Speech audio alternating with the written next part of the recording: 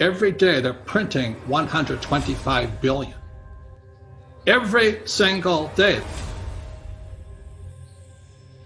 And they're going to print more and more money, which means savers are losers, just as I predicted. Your money is going to be worthless in a few years.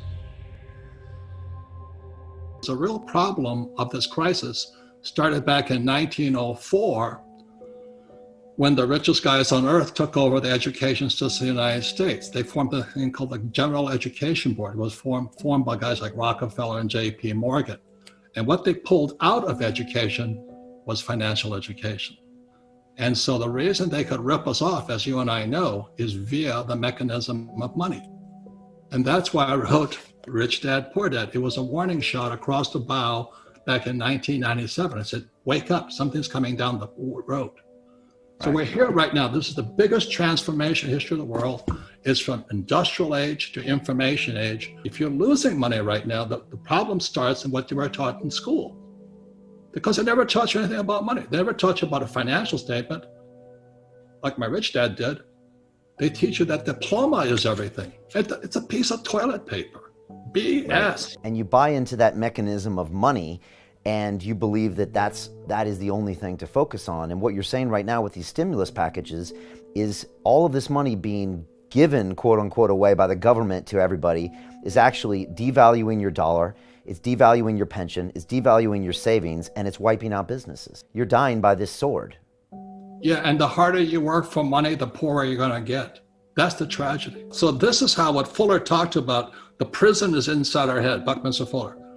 It starts with misinformation and misorientation. Misinformation, misorientation. And he says, how dare our schools punish kids for making mistakes? How else do you learn if you don't make a mistake and learn from your mistake? He says, God designed us to learn by making mistakes. For instance, a baby learns to walk by falling down. Baby learns, to ride a bicycle by falling off the bicycle. Tiger Woods, the greatest golfer ever in the history of the world, because he made more mistakes than you and I did. But our schools punish you for making mistakes. That's misorientation, misinformation. And that's because our schools were basically built to create workers that will do what you tell them to do because they value this thing called money. And they think that's going to allow them to live a life. And that's obviously completely wrong, because the rich don't work for money. The rich create their own wealth. And when a time like this happens, it becomes blatantly obvious what's going on with the people that are understanding money and the ones that aren't. You see, the stimulus package is bailing me out. And I need to be bailed out. I mean, I have I have massive amounts of debt. So the first time in history, Brian, I'm I'm not a real estate guy, but I have a lot of real estate. They're bailing out commercial real estate because that's what the rich really have. So, there's tall office buildings and shopping centers and all that, they're all collapsing right now. 2008, it was, those credit default swaps, it was for residential real estate. So they bailed them out. This next crash is for the hedge funds and private equity that invested in all this commercial real estate. So I have another $100 million project coming out, but I just got bailed out. I just got backed up by the Fed and the government. So that's why it's socialism for the rich. Unfortunately, it's capitalism for the poor middle class, those that work for money. You're on your own. Right. You run a small restaurant and you got to let go of your staff. You're no different than your staff right now. So for many people, this corona crisis and the ensuing depression that we're going into is your wake-up call, or you're going to be a victim and somebody's going to step on you that the little worm you are because you didn't metamorphosize. You didn't transition from an immature form to a mature form. Now, people are at home right now watching this and they're like, okay, Robert, I wanna metamorphosize. What do they start doing? What are some steps they can start doing right now? Do they think about this whole concept of the information age versus the industrial age? Do they think about how they start a business? Do they go back to the basics of Rich Dad, Poor Dad? What are some of the things they can do to really get some momentum and start getting out of that cocoon? Well, let me start again. The metamorphosis begins when you look in the mirror. And it's just like when I was going to blow this little boy's head off in Vietnam. I said, why am I doing this? Why am I going to kill this little 10-year-old boy? Now, he was a Viet Cong. I mean, I was justified by the rules of engagement to shoot him. But one day why am I doing this?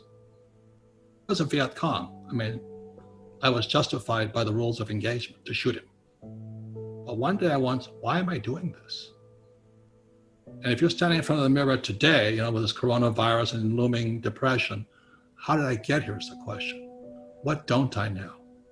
What did my information, education, cultural background, what did not prepare me for today? That's where the transformation or the metamorphosis begins. I mean, you take responsibility. Everybody talks about rights, but we have personal responsibilities too. And unfortunately, our university systems have failed us miserably. And the reason for that is every professor wants tenure. That's my whole family. That was the most important thing about getting a job was tenure, job security for life. And that's what they teach kids without knowing it. They teach kids that life is dangerous and you need to be protected. So they're immature. College professors are some of the most immature. They might be very smart mentally, but immature financially. They can't take care of themselves. So they're teaching kids to be victims. That's why these trigger mechanisms and you can't say words that are hurtful and all this stuff. So they're teaching that you're a victim, you're vulnerable. And what you teach and what I teach is that, hey, don't be a victim, be proactive. Yeah, no, but you're right. I mean, this could be the greatest wake-up call for most of the citizens around the world. And look, from what we see with the numbers, most people are going to survive through this. But let's be honest, it also could have been worse. So the question is, are you going to start making choices today about your health, about your obesity, about your smoking, about your habits? Are you going to start making choices today about your financial education? And are you going to take ownership for where you're at right now? Unfortunately, everything you hear coming out of the media is preaching it's not your fault and the government's going to take care of you, and that's just going to set you up to be a slave, and then the next crisis is going to hit and the next crisis is going to hit. And again, I completely agree with you, Robert. This is perhaps one of the best chances in your entire life to literally be smacked into consciousness and say, wait a second, it's time I stop living in fear, take ownership of what's happening, and do, as you said, which is, what does God want you to do? And you explain this in a good way. And God, that is different than what you want to do. What you want to do for you is this selfish ego talking. What God wants you to do is what you're supposed to do for the greater good. And it sounds counterintuitive, but that choice always brings you financial prosperity, spiritual prosperity, and a great life. It's really not so much what God wants us to do. What does God want done? It's a pain in the butt. It's easier just to take the bailout. And for me, I get up every morning. The hardest thing, Brian, is I have so much money coming in now. I have to fight lethargy, complacency. I got mine. Screw you guys. That's what I battle now. I told you so. I told you so. You didn't listen to me. All of that, because we're all human beings. I have a good side and a bad side. I battle me every morning. It goes on between this year and that year. We see that when big checks are being written, no matter if it's in the UK or the US or any other country, that means that basically they're giving the money on this way and they're taking it back the other way. They're taking it from us somewhere, because money doesn't come for free. When I saw right after 9/11, I saw the next increment come in, Rich Dad's prophecy. And I said the biggest financial crash was going to come in 2016. Now, I didn't foresee quantitative easing, but we didn't have, back in 2002, when this book was published, there was no quantitative easing, and there was no zero interest rate policy. And I went, oh my God, and then Trump got elected. So this was postponed 4 years. It's here today. Rich Dad's prophecy is more true today than ever before. And it's about why the biggest stock market crash in history was still coming. Wall Street Journal trashed me. They took me to the cleaners, said, you don't know what you're talking about. And I don't blame them, because I was threatening their nest, you know what I mean? The real problem isn't the stock market. The real problem is the shadow banking system. The banking system, the financial markets we don't see, which is the repo market, the consumer corporate credit market, and then the commercial paper market. They're broke. So this stuff was happening in September last year. But they keep hyping it, CNBC and those guys. I know they have a job to do. They keep hyping this market up. So the market was hitting great peaks. And so I tell my friends who have 401ks and IRAs and all this stuff, I said, hey, did your financial planner call you in December and tell you to get out? No, they told you to stay in. They told you to stay in. And meanwhile, the stimulus package comes in, it jacks the price. After it started to deflate, the stimulus market came in, they popped it up again so guys could escape.